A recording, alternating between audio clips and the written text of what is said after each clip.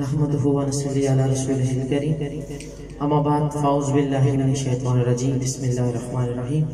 بلغ العلا بکمالہ کشف الدجی بجمالہ حسنت جمیع خصالہ صلو علیہ وآلہ۔ بآواز بلند اس عقیدے اور محبت کے ساتھ اپنے درود شریف کا نظرانہ پیش کرنا ہے کہ ہم پڑھ رہے ہیں مدینے میں آ کر سن رہے ہیں۔ بآواز بلند پڑھیے الصلاۃ والسلام علیک یا سیدی یا رسول اللہ وعلی آلک واصحابک یا حبیب اللہ۔ جھوم جھوم کے پڑھیے الصلاۃ والسلام علیک یا سیدی یا رسول اللہ وعلی آلک واصحابک یا حبیب اللہ۔ ترمذی شریف کی حدیث پاک ہے، میرے کریم آقا نے فرمایا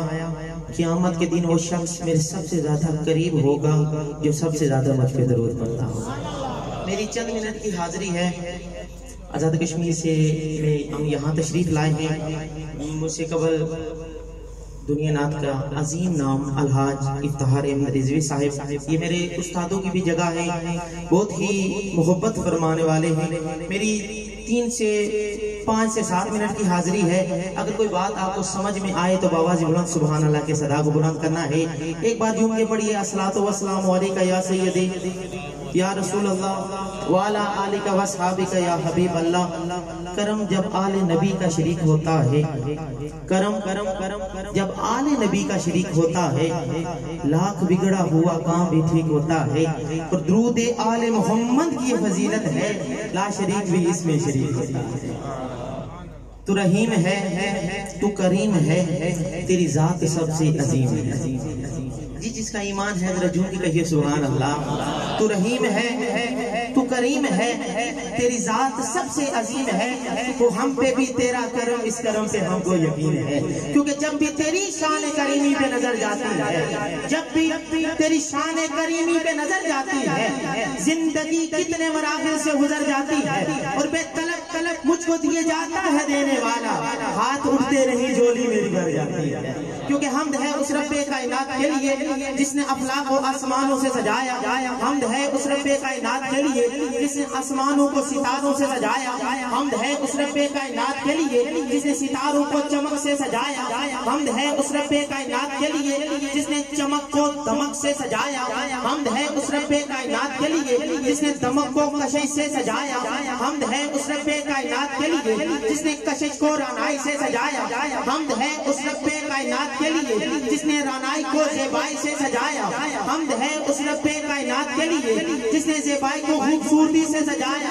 حمد ہے اس رب کائنات کے لیے جس نے خوبصورتی کو خوبصورتی سے سجایا، حمد ہے اس رب کائنات کے لیے جس نے خوبصورتی سے ایمان کو سجایا، اور حمد ہے اس رب کائنات کے لیے جس نے ایمان کو قرآن کے سجایا۔ اور اگلا مصرع آپ کی سماعتوں کی نظر کر رہا ہوں، اگر سمجھ میں آئے ہاتھوں کو بلند کر کے سبحان اللہ کی صدا کو بلند کرنا ہے۔ شاعر لکھتے ہیں کہ حمد ہے اس رب کائنات کے لیے جس نے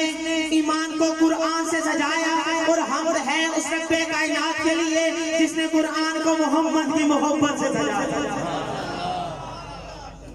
تو پھر میں کیوں نہ کہوں سارا قرآن تیرا رنگ بیان لگتا ہے، سارا قرآن تیرا رنگ بیان لگتا ہے، اس کا قاری ہو کے تیری زبان لگتا ہے، اور جب بنا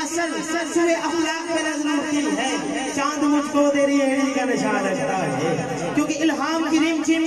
کہیں بخشش کی گھٹا ہے، یہ دل کا نگر ہے کہ مدینے کی ہوا ہے۔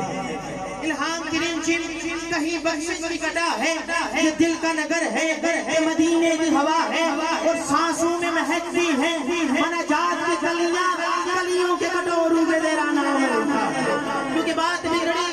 اسی در پہ بنی دیکھی ہے، بات بگڑی اسی در پہ بنی دیکھی ہے،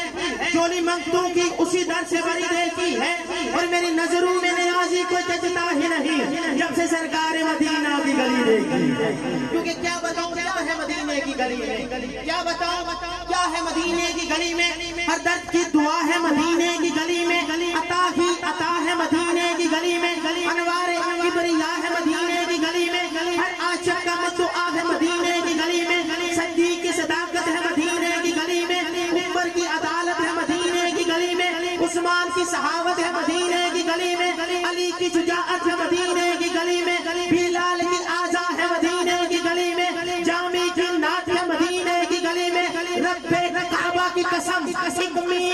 پڑتا ہے مدینے کی گلی میں، اٹھ جائے تو خود خدا ہے مدینے کی گلی میں۔ اور کیا بتاؤں کیا ہے حبیب و کلیم میں،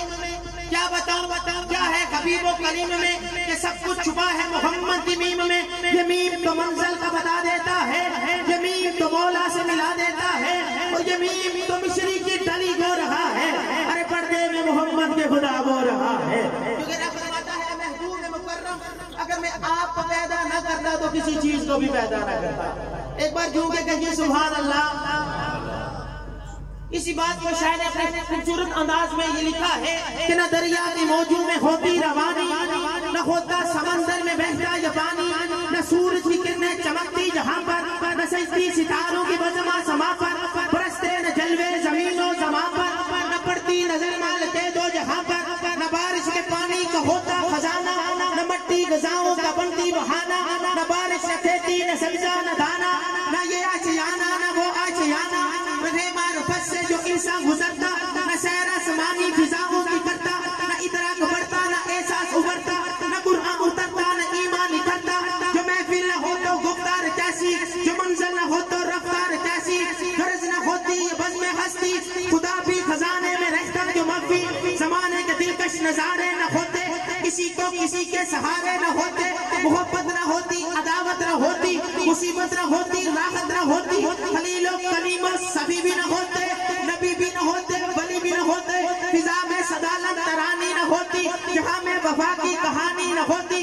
نہ توریت ہوتی نہ انجیل ہوتی، نہ دنیا میں فوج ابابیل ہوتی، نہ قرآن آتا نہ توحید ہوتی، نہ بخشش کی امید ہوتی، نہ صحرا نہ دیوانگی کے طریقے، نہ مستی کے روشن سلیقے، نہ یہ عرش کرسی نہ یہ چاند تارے، نہ جنت نہ دوزخ نہ دریا نہ دارے، ارے جہاں میں کسی چیز کا سایہ نہ ہوتا جو حق نے محمد بنایا، جہاں میں کسی چیز کا سایہ نہ ہوتا جو حق نے محمد بنایا نہ ہوتا۔ حضرات محترم، آج کی خوبصورت محفل میلاد مصطفیٰ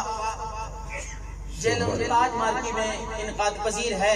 میں راجہ برادران کو دل کی اتھا گہرائیوں سے مبارکباد پیش کرتا ہوں کہ خوبصورت محفل کو سجایا ہے، کیونکہ محبوب کی محفل کو محبوب سجاتے ہیں، آتے ہیں وہی جن کو سرکار بلاتے ہیں۔ محبوب کی محفل کو محبوب سجاتے ہیں، آتے ہیں وہی جن کو سرکار بلاتے ہیں۔ میرا آخری شعر ہے، اگر آپ کو سمجھ نعرہ تکبیر،